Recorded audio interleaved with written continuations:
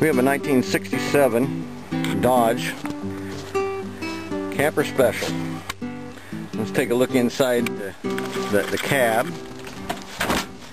and see what we have going on here. Wow, look at that. Well, even when things quit around here, quit running, they don't run out of usefulness. Yep, here we have the garage, or the toolbox anyway.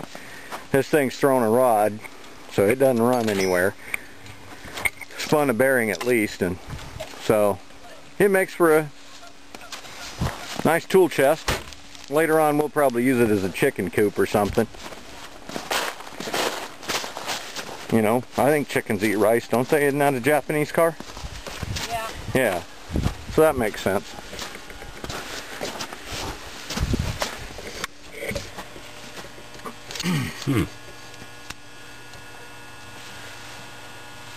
In fact, it was loose. If I tighten it up, what happens?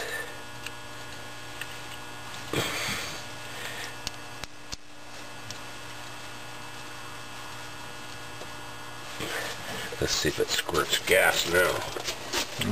Turn the key on. No leak. Okay. Yeah, spraying gas all over the alternator probably isn't a good idea. Well, let's see if this puppy will start.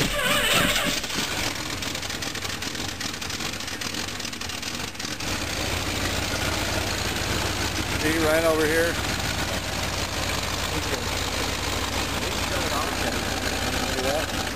This is the key. It just sits under the hood here, and when it comes time to work on it, you don't have to run in and out, and everything's right here, easily accessible. You don't have to have hands the size of Vienna sausages just to work on the thing. So you just take the key, turn it all. That turns it on. Just like that. Good running old Dodge. A little cold-blooded when it's cold.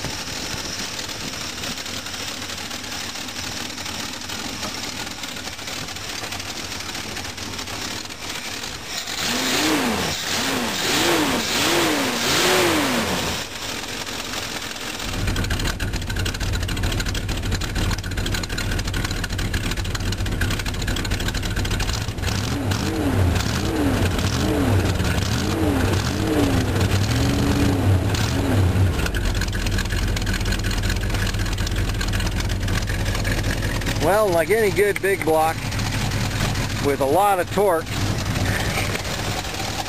you got to do certain things to them. And here's one of the things we had to do. This engine just got so much torque, it wants to come right out of the. It wants to come right out from underneath the hood. So you can see right down in here. You see that chain? That chain is holding the engine down because with factory motor mounts in there, first time you put a load on this thing and step on the gas, it just rips that motor mount right in two. So we just wrapped a chain around it and bolted it to the engine, and it can go just as far as the chain, and then it stops, and then it sits down on the little rubber bumper and doesn't vibrate the truck too bad. This is just a good old truck that just keeps on going.